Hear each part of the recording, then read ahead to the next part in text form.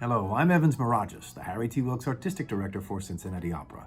Welcome to this special online insight to Puccini's Tosca, one of the three operas we're presenting this summer at Summit Park in Blue Ash, part of our outdoor summer festival celebrating our 101st season. We've invited special guests to lead these insights, and this insight is led by my dear friend and colleague, Naomi Lewin. You will all know Naomi from her many years working at WGUC, and she is quite a wonderful storyteller. And she has a very personal story to tell that will help us understand Tosca. Over to you, Naomi. I'm Naomi Lewin, host of Classics for Kids on WGUC.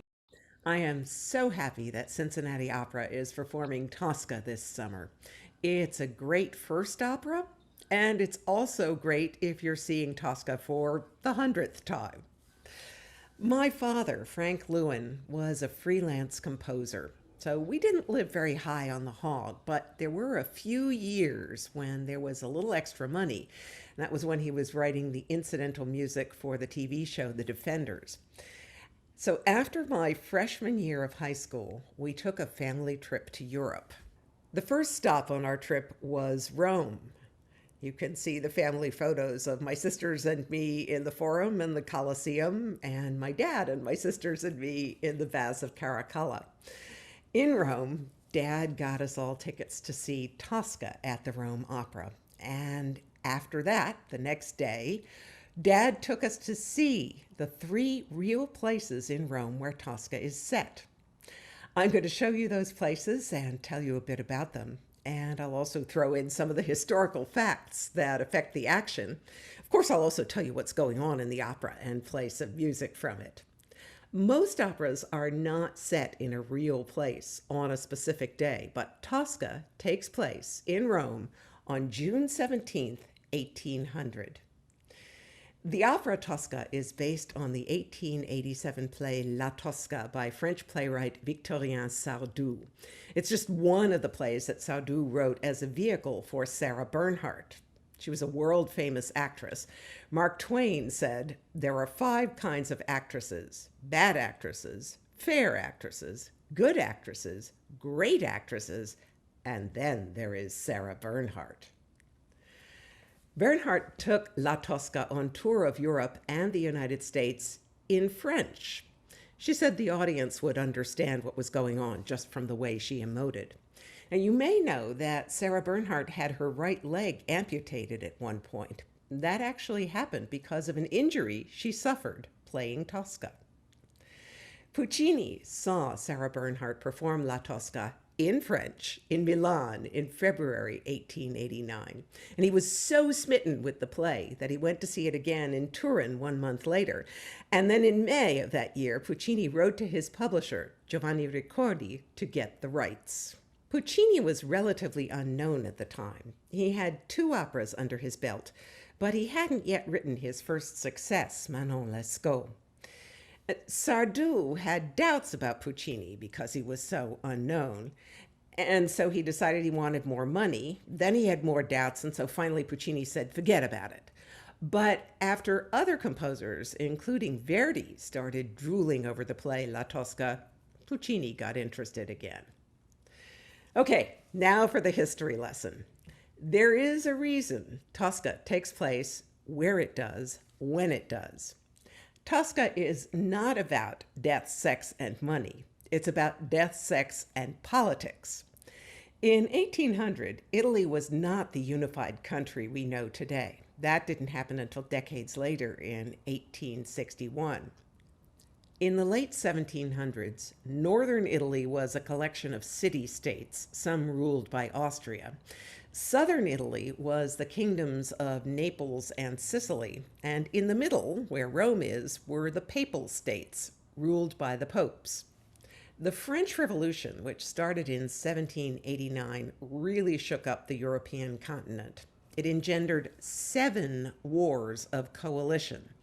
I will spare you the details, but basically they were coalitions of European monarchies versus the French Republic, its ideals, and Napoleon. In Italy, the sentiment was split between the status quo monarchists and rebels who believed in the Republican, that's Republican with a small r, ideals of the French Revolution. Tosca takes place during the War of the Second Coalition, and don't worry, there will not be a test on this. After Napoleon and his army invaded Italy in 1796, the Roman Republic was established in 1798. But when the French left Rome in 1799, the King of Naples, in other words, a monarchy, took over. Naples was in coalition with the British and the Austrians. And the key historical event connected with Tosca is the Battle of Morengo.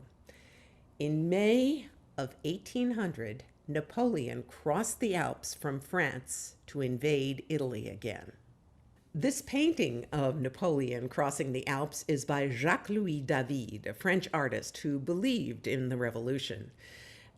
Napoleon actually crossed the Alps on a mule, but he asked David to show him on a fiery steed instead, and David obliged, and maybe that's why he eventually became Napoleon's official court painter. So Napoleon crossed the Alps in May 1800, and then June 14th, 1800, was the Battle of Morengo, just southwest of Milan. Before the days when maps showed you nearby restaurants and ATMs, it took 3 days for a man on a horse to bring the news from Morengo to Rome. Early on June 14th, it looked like Italy and its allies were winning the battle, so the man on the horse brought that news to Rome early in the day on June 17th.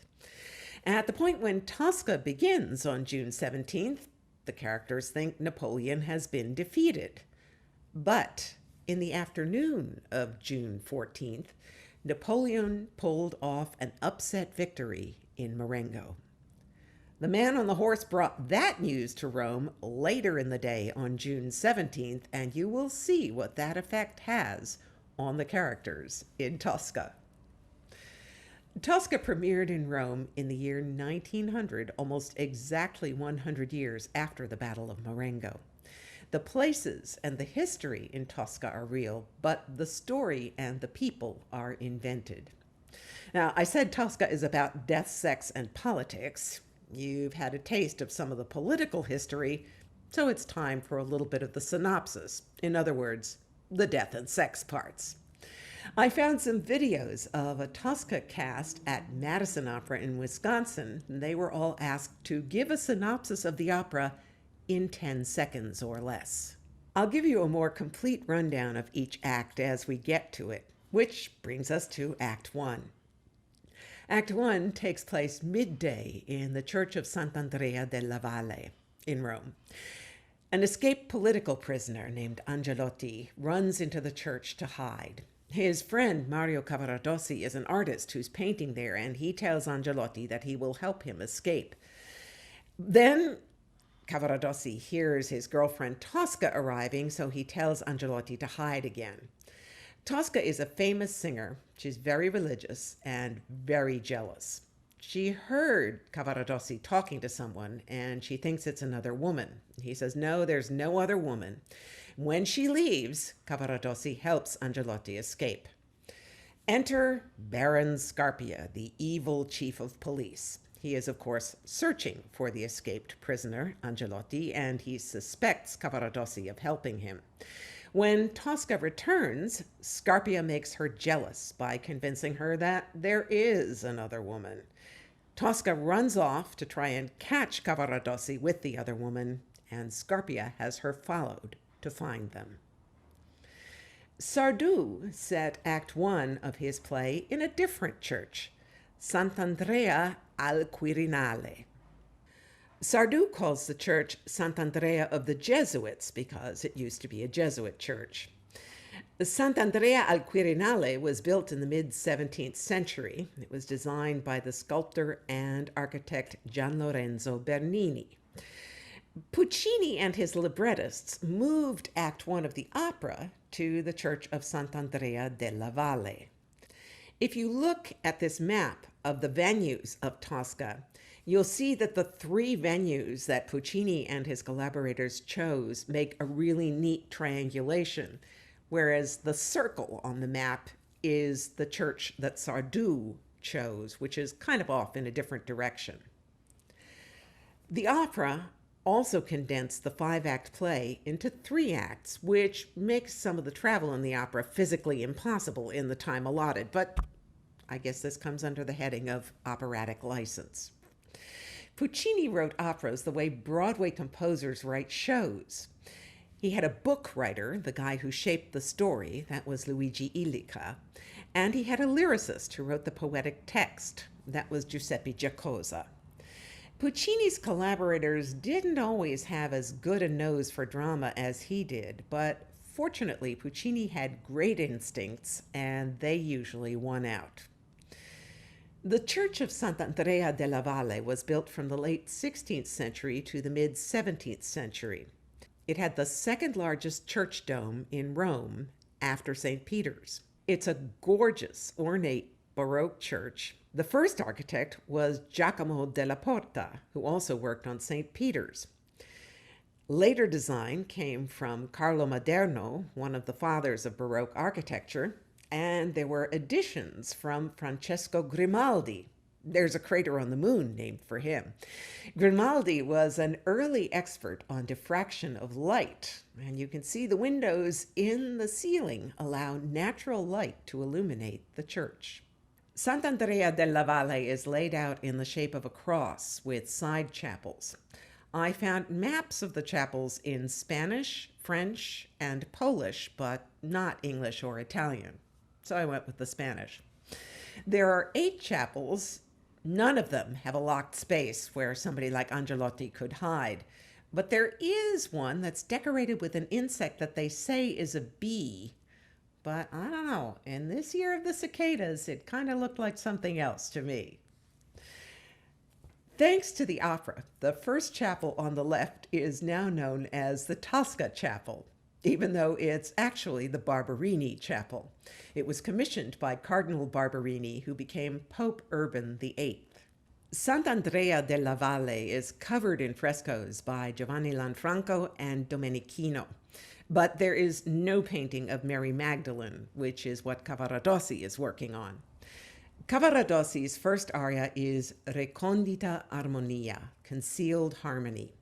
He sings about the contrast between the blue eyes of the unknown woman he's used as a model and the dark eyes of Tosca, the woman he loves. Now, Tosca is insanely jealous about those blue eyes, and that has made for a famous and possibly apocryphal story of the pitfalls of opera supertitles.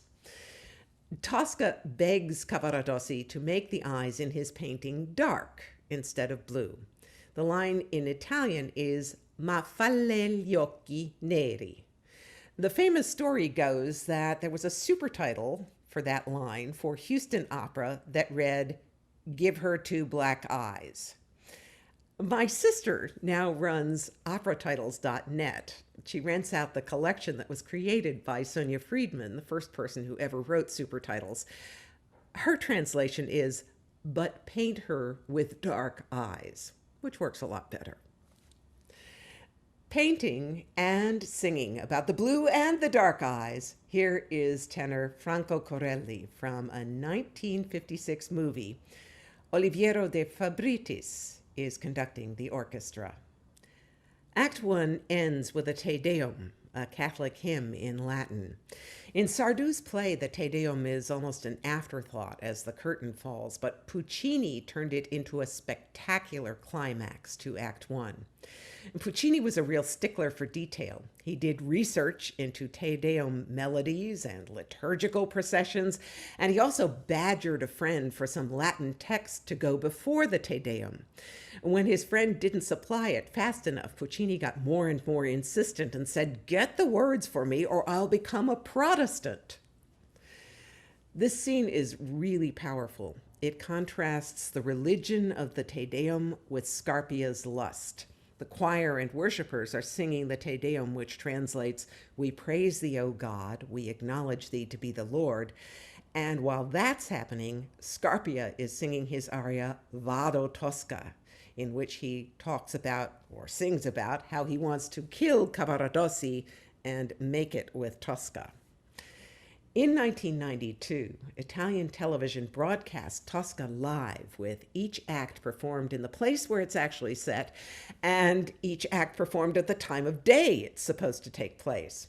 The soloists were all on location, while Zubin Mehta was conducting the Radio and Television Symphony Orchestra and Chorus in a TV studio, and the soloists listened to them through miniature radios in their hair, which I guess was high tech in 1992.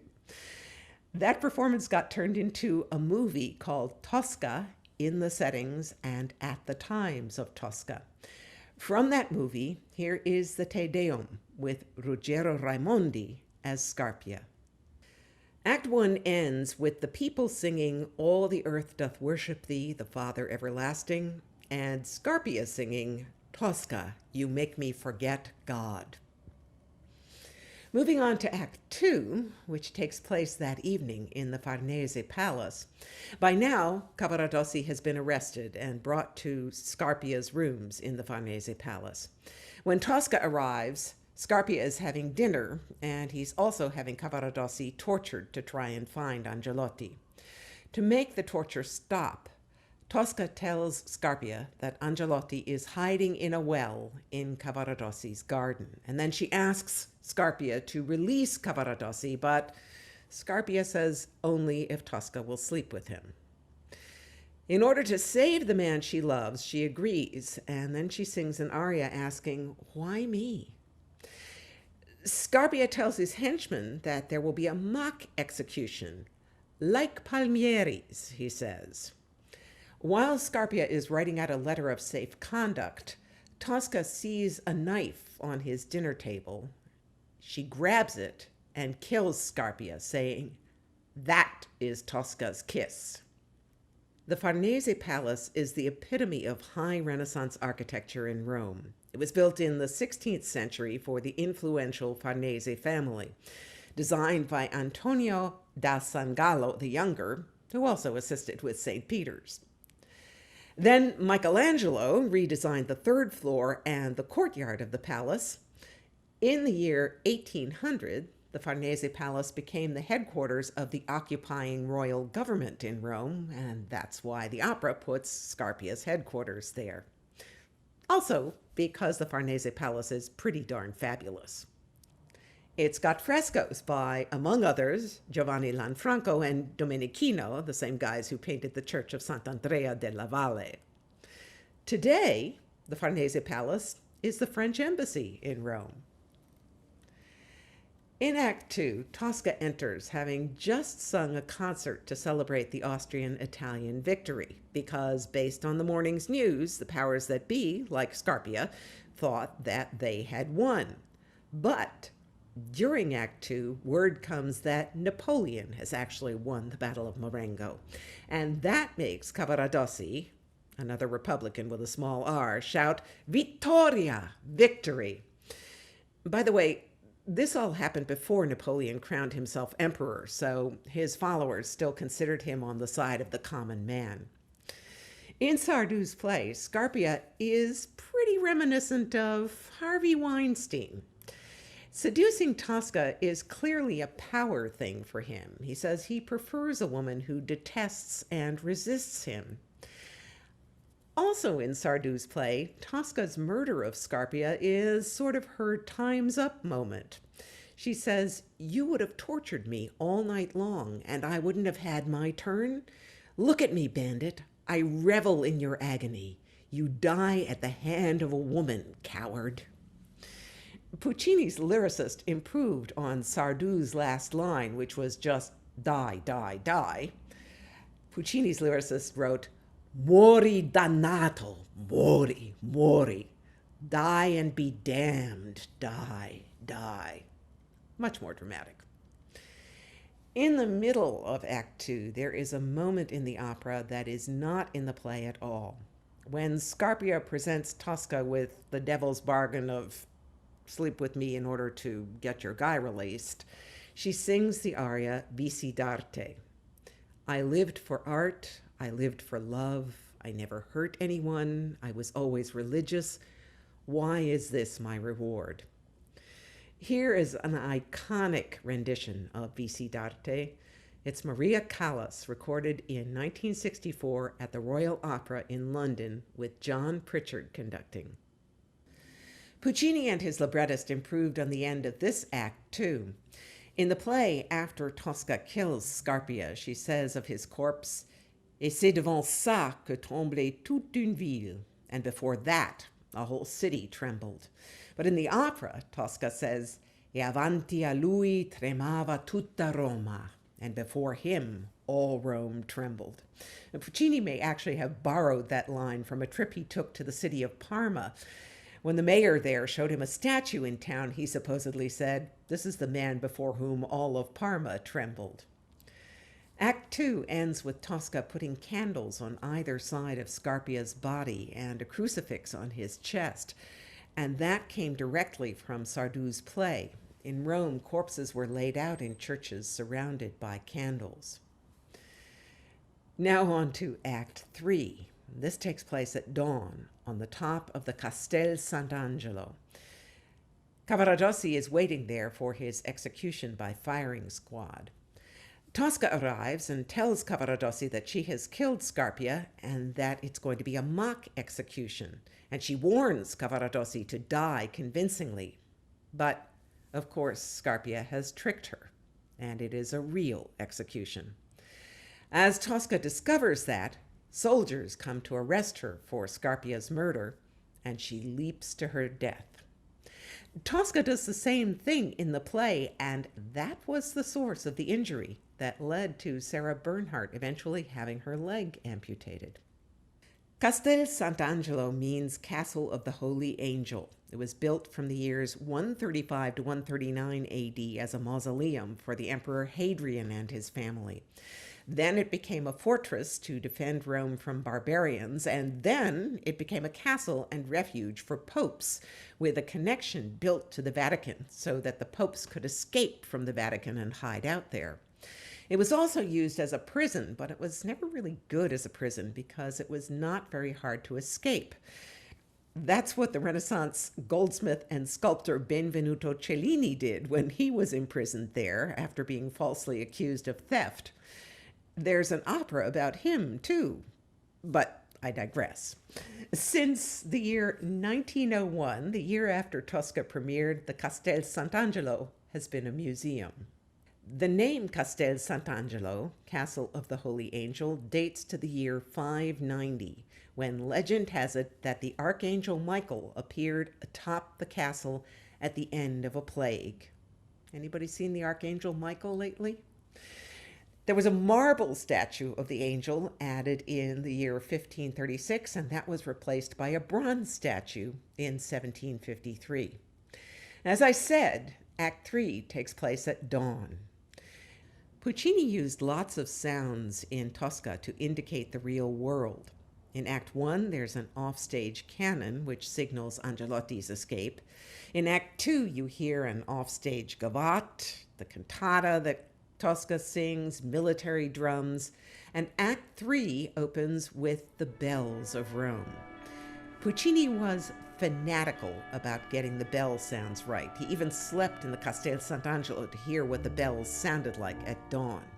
And since you can see and hear St. Peter's from there, Puccini went to great pains to find out the pitch of the great bell of St. Peter's, which is a low E.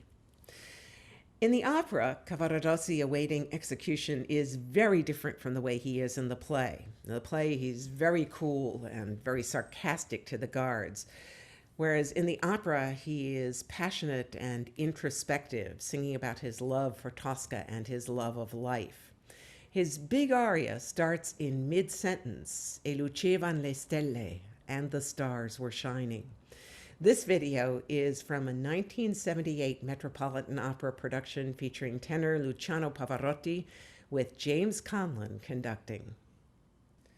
At the very end of the opera and the play, Tosca leaps from the parapet. The Castel Sant'Angelo is on the banks of the Tiber River, so the implication is that when Tosca jumps, she jumps into the water. One last time, the opera improves on the play with a better last line for Tosca. In the play, she says, "J'y vais, canaille," sort of loosely, "I'm out of here, you scoundrels." In the opera, there is that line, "O Scarpia avanti a Dio," "O Scarpia before God." Puccini got lots of pushback from his collaborators about Act 3. Illica, the storyline guy, wanted Cavaradossi to sing about revolution and liberty instead of love. Both Illica and Giocosa, the lyricist, wanted a longer duet for Tosca and Cavaradossi. Illica also wanted Tosca to go mad instead of committing suicide. And Ricordi, the publisher, didn't like the music or the construction of the act. Fortunately, Puccini had great dramatic instincts, and they won out. He thought Cavaradossi would be thinking about love, not politics or art, before he died. And he wanted verismo, realism for the lovers, rather than, as he said, a duet with amorous slobberings. Not everyone who saw Tosca was thrilled by Puccini's thirst for realism. After Gustav Mahler went to the opera, he wrote to his wife, "In the first act, there is a religious parade accompanied by the endless clanging of bells. In the second act, a man is tortured while another is stabbed by a sharp bread knife.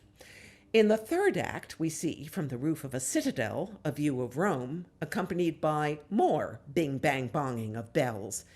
And then a man is shot by a firing squad." It strikes me that Mahler was a fine one to talk about bing-bang-bonging of bells. Puccini and his librettists made strong points about church versus state in this opera. The ends of all three acts of Tosca show a contrast between Scarpia, the state, and the church. Act 1 has Scarpia's lustful aria during the Te Deum. Act 2 shows Scarpia's body with the crucifix and candles, and in Act 3 there is that last line from Tosca, "O Scarpia before God."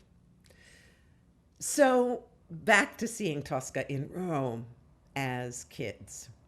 Back then, the Rome Opera House had a digital clock right over the stage. One of my sisters was so intrigued by this clock, she wanted to stay after the opera was over because it was a 24-hour clock and she wanted to see the numbers turn over from 23:59. In the meantime, since then, somebody apparently had the good sense to remove the clock. In this picture, it was in the gold rectangle where the two cherubs are framing nothing, which is right under the two cherubs that are framing something. The bottom line was, while we were watching Tosca, her hours were literally numbered. Cincinnati Opera's production of Tosca this summer is in the great outdoors. There might be some extraneous sounds of nature, although fortunately the cicadas will be gone, but at least there won't be a clock ticking down the minutes. Clearly, seeing Tosca and all the places in Rome connected to it made a big impression on me. I hope this virtual tour of Tosca's Rome will add to your opera-going experience. Thank you. Thank you, Naomi, for that wonderful insight to Puccini's Tosca. Our production of Tosca, as part of our Summer at Summit series, is led by Ana Maria Martinez as Floria Tosca, Quinn Kelsey as Baron Scarpia, and Russell Thomas as Cavaradossi. The Cincinnati Symphony Orchestra and our Cincinnati Opera Chorus are conducted by Shen Zhang. I hope you'll join us.